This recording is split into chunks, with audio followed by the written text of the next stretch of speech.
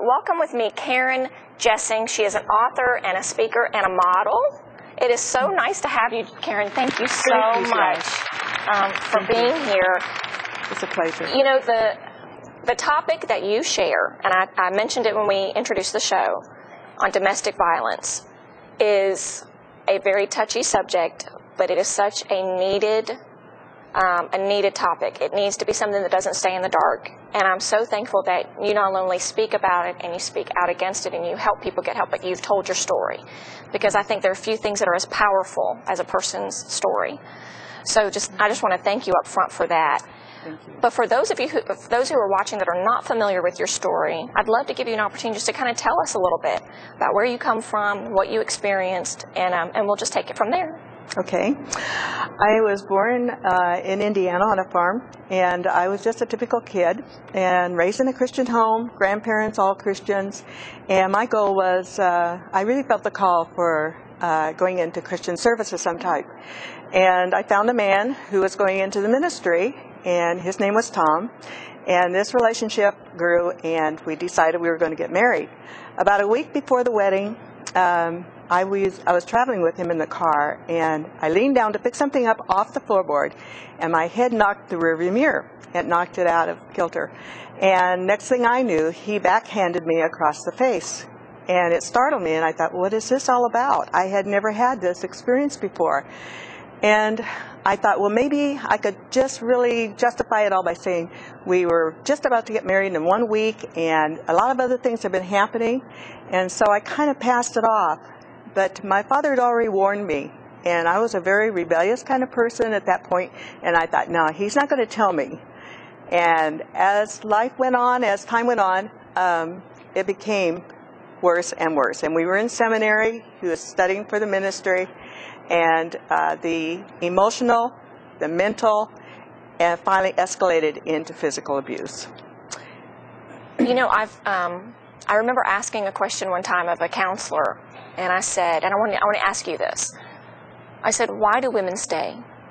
Why do they stay for so long? Or people, you know, it's not always women, but for the most part. Right, the most part it is women. Why did you stay?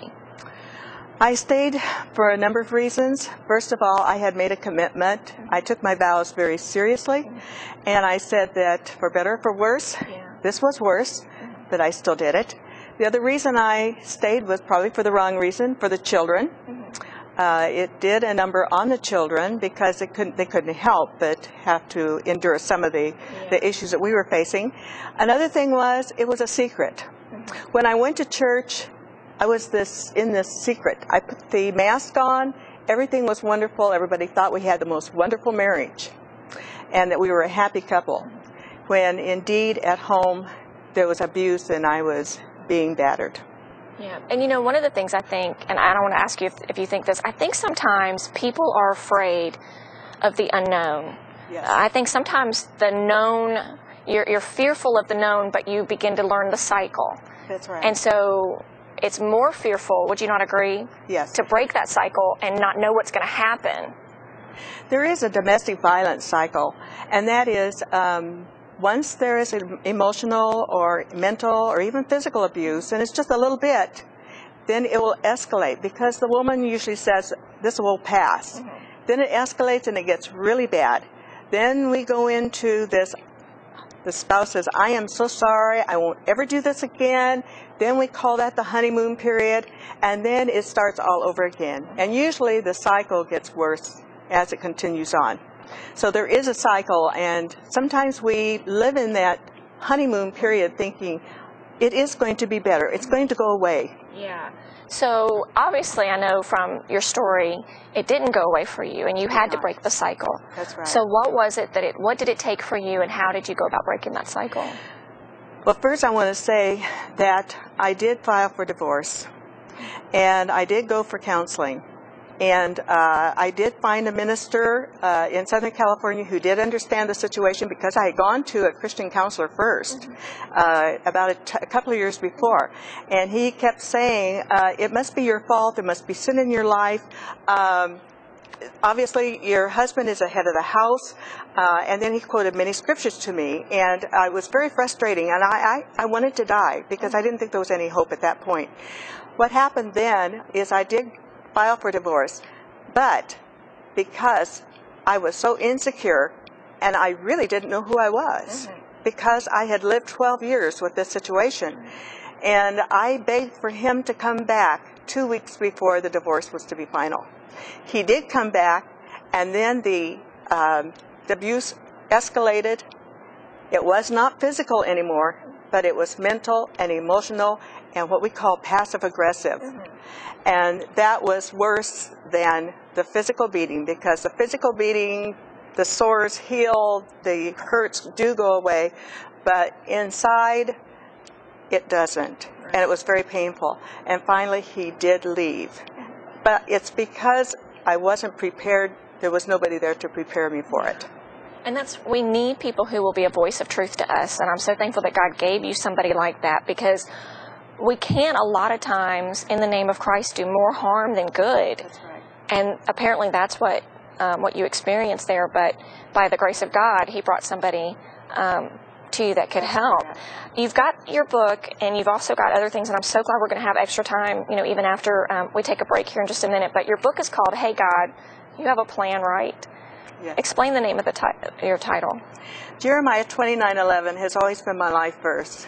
But there were many, many times when I really doubted God, and I said, Lord, is this your plan for my life? Because I wasn't only a victim of domestic violence. I was paralyzed twice. I was diagnosed with lupus. I was given a pink slip from a $65,000 a year job. So there was a lot of things, and each one of those adversities, I looked at it and said, God, what is your plan for my life? Yeah. What part of this looks good? That's right, absolutely. And a friend of mine who helped me edit the book, and we were looking for titles of the book. And every title I had come up with, it was either too long or it was too soft.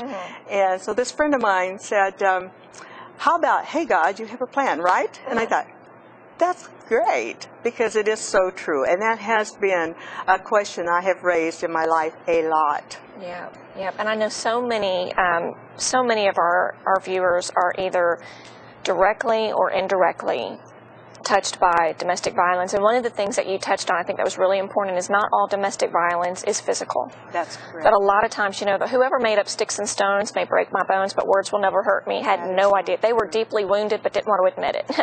Because I do believe, I agree with you, that a lot of times it's the words and the shaming that can do so much more damage. And so we're going to get to talk about that more when we come back in just a minute. But what I want to make sure that you know right now, because I know people that are watching are going, where can I get this resource? How can I find out more about it? So to order the book, you can go to winepressbooks.com. That's one of the websites. Or there's a number that you can call as well, but I'll give you that when we come back, because I want to make sure that you get the website, so it's usually easier for most people. So winepressbooks.com, or Karen's direct website, which is KarenJessing.com, and Karen is Karen Jessing, Jessing, KarenJessing.com. And if you miss any of that, you can call the phone lines as well at 770-300-9828, or email us here at the station.